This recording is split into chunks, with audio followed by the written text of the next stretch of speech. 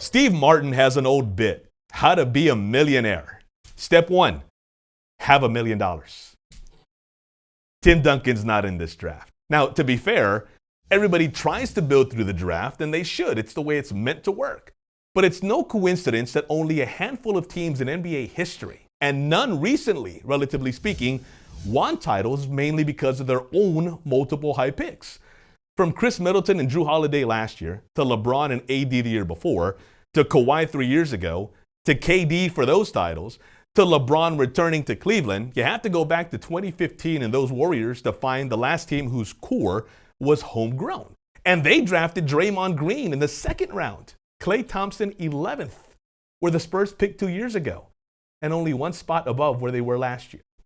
Look at this year's contenders. The only two whose best players are their own are Boston and the aforementioned Warriors. By the way, Steph went 7th, which is around where the Spurs would probably go if they make the play-in but lose.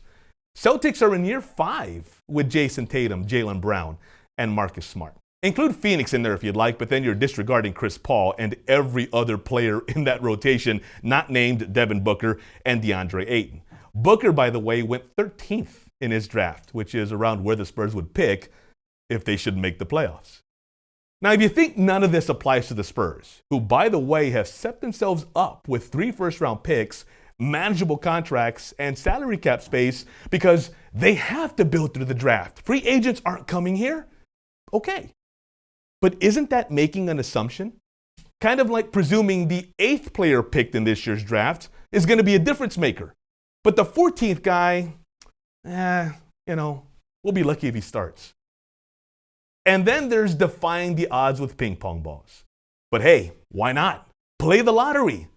After all, you could win $1 million.